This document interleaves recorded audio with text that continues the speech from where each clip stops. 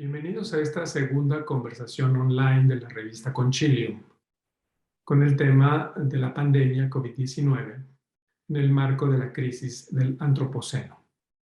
Nos acompaña hoy el doctor Víctor Manuel Toledo Mansur.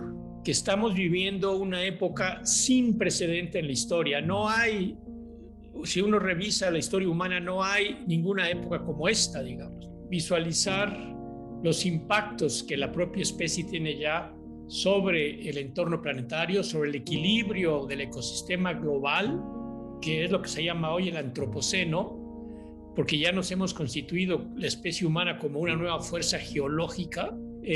Como nunca antes, la naturaleza se ha vuelto una esclava del ser humano. ¿Cómo salir de este momento de entrampamiento que está viviendo la humanidad, este colapso civilizatorio? ¿Nos puede comentar las líneas básicas de su ecología política, doctor Toledo? La ecología política impulsa la acción en todas las escalas, digamos, ¿no?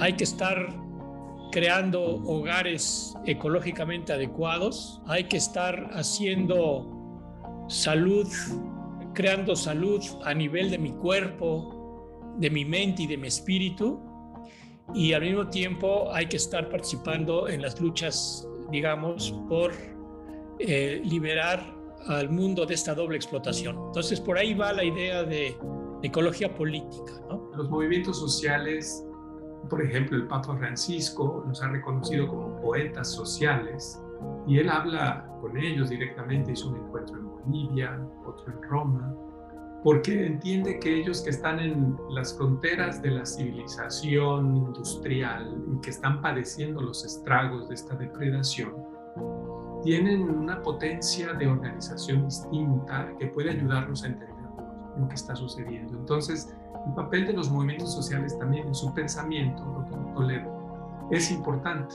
La crisis de civilización difícilmente se ve que lo estén resolviendo el poder económico, y aquí me refiero pues, a las empresas, a los mercados, a los corporativos, y del poder político, que aquí me refiero justamente a los gobiernos y a los partidos. Difícilmente estos dos poderes están reconociendo y enfrentando en toda su profundidad la crisis de civilización.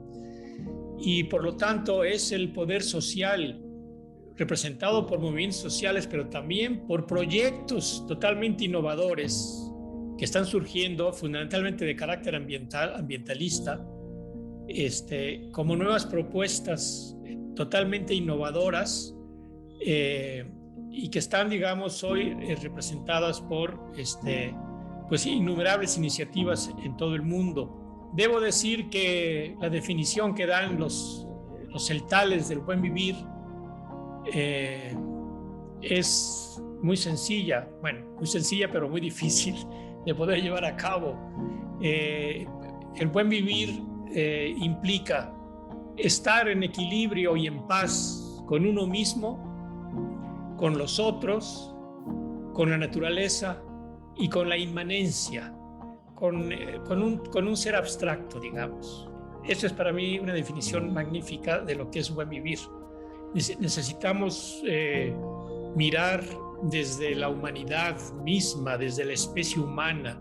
¿Cómo se insertan las espiritualidades de los pueblos, pues como esta reserva civilizatoria en sus propias palabras? Desde la perspectiva espiritual, digamos, aparece el reconocimiento de que existen fuerzas, llamémosla como quieran, cada quien lo va a interpretar de manera diferente.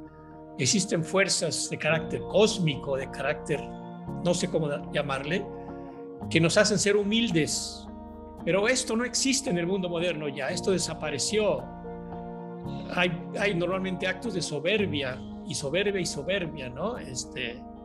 Entonces, allí es donde entra el tema de la espiritualidad. Tiene que existir la capacidad de perdonar y de ser perdonados para que en el proceso de pecado y perdón vayamos mejorando. Sin duda, doctor Toledo, que las espiritualidades pueden ser vías de acuerpamientos nuevos, ¿verdad? Como personas, sí, como comunidades, y desde allí enfrentar una crisis que en la pandemia se ha mostrado todavía más cruenta, pero que tiene muchas otras expresiones. Yo creo que la pandemia ha sido durísima en muchos sentidos, pero también nos ha sacudido. Y lo que hemos visto entre nuestros familiares, amigos, colegas, entre las familias, es que ha habido un proceso de reflexión también profunda,